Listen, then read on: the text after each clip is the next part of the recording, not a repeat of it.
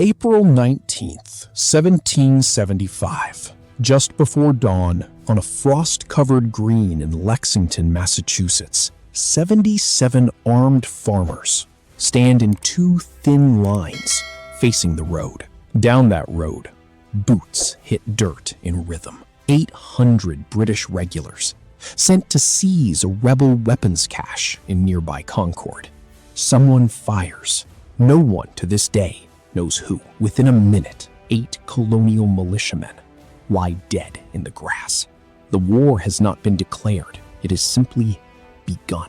For 12 years, the American colonies had absorbed one grievance after another. Taxes imposed without a single colonial voice in Parliament. Soldiers quartered in private homes. A tea party in Boston Harbor that had turned defiance into spectacle. But grievances are not the same as war. War needs blood. And on that April morning, blood had been spilled on both sides before the sun fully rose over Massachusetts. By the time the British column staggered back into Boston that evening, colonial militia had harried them the entire retreat, firing from behind stone walls, from tree lines, from barn windows. Nearly 300 British soldiers were dead or wounded. The colonists had proven something dangerous to the crown. Farmers with muskets could bleed a professional army. 2 months later, on Breed's Hill, overlooking Boston, that lesson repeated itself with brutal clarity. British forces took the hill, but at a staggering cost. Over 1,000 casualties in a single afternoon, more than double what the Americans suffered. A British officer wrote home that another victory like it would ruin them. The war for independence had a name now, though the word independence itself was still too dangerous for most colonists to say aloud. In Philadelphia, delegates from 13 colonies gathered in a stifling room, arguing not about whether to fight. That had already been decided in blood, but about what they were fighting for. Some still hoped for reconciliation with King George. Others had stopped hoping months ago. It took a pamphlet written by a recent immigrant named Thomas Paine to tip the balance.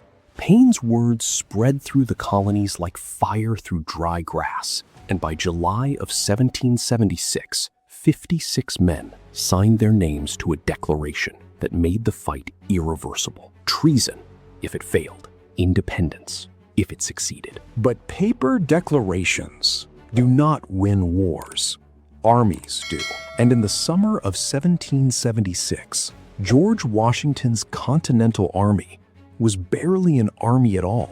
Untrained farmers, tradesmen, and boys facing the most disciplined military force on earth. New York fell first. Washington's forces were outmaneuvered and nearly destroyed on Long Island, saved only by a nighttime retreat across the East River under cover of fog so thick that British lookouts never saw 11,000 men slip away. It would not be the last time fog and darkness saved the revolution. By December of that year, the cause looked finished.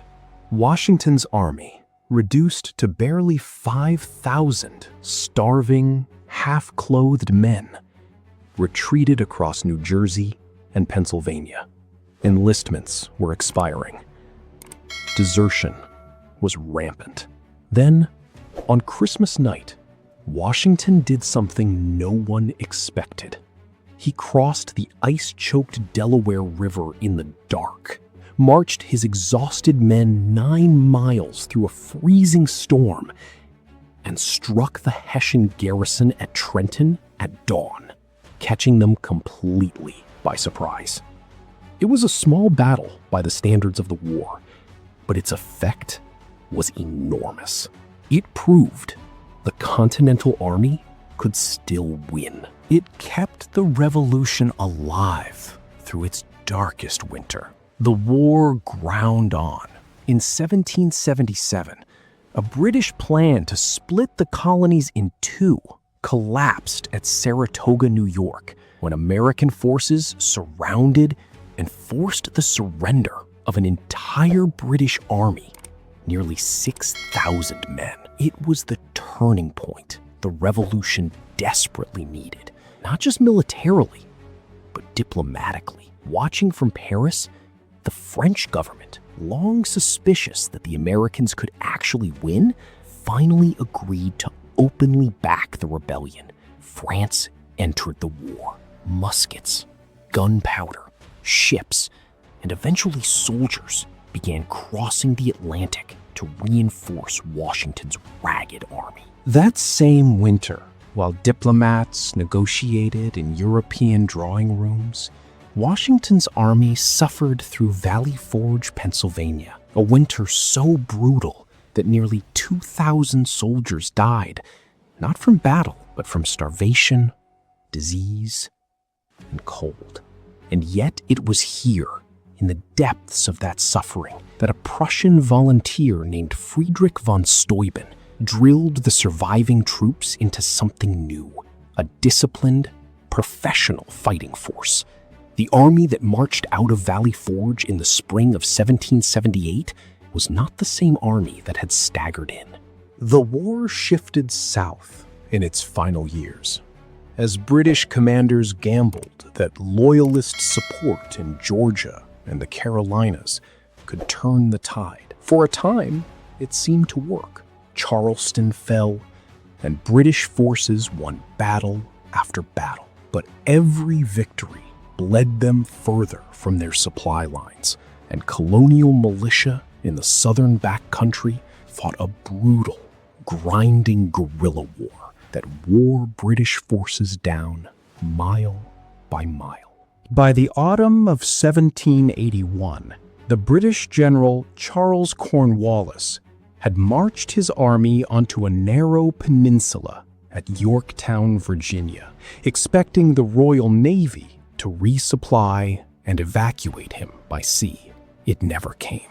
A French fleet arrived first, sealing the Chesapeake Bay and cutting Cornwallis off completely. On land, Washington's Continental Army and French forces under the Comte de Rochambeau surrounded Yorktown in a coordinated siege. French cannon, French ships, and American infantry closing the trap together.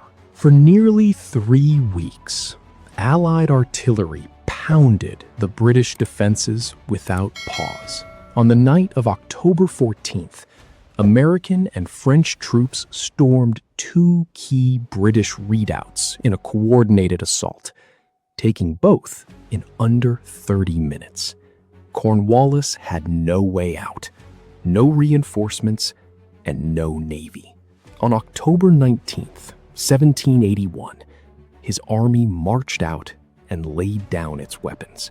Legend holds that British musicians played a tune called "The World Turned Upside Down." Whether or not that detail is exactly true, the sentiment was not an exaggeration. An empire that ruled a quarter of the globe had just lost to an alliance of farmers, tradesmen, and a foreign navy.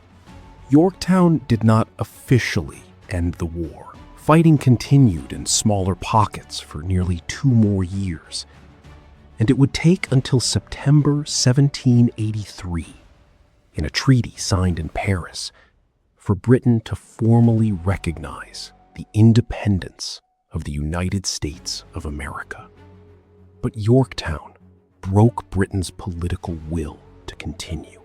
In London, when news of the surrender reached Parliament, the Prime Minister reportedly said only, "Oh God, it is all over."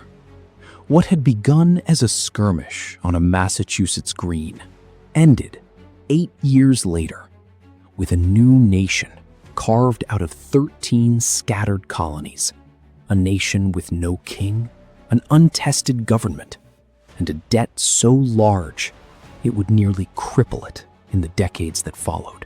The war had cost tens of thousands of lives on both sides. It had required an alliance with the very monarchy, France, that the new republic's founders would later view with deep suspicion. And it had been won again and again, not through overwhelming force, but through endurance. Farmers who did not disperse after Lexington, an army that did not dissolve at Valley Forge, and a cause that did not die, even when it seemed, more than once, that it should have. The Revolutionary War did not just create a new country, it tested, for the first time in the modern world, whether a nation could exist without a crown at all, governed instead by the consent of the people who fought for it. That question, raised on a cold morning in Lexington in 1775, is still being answered today.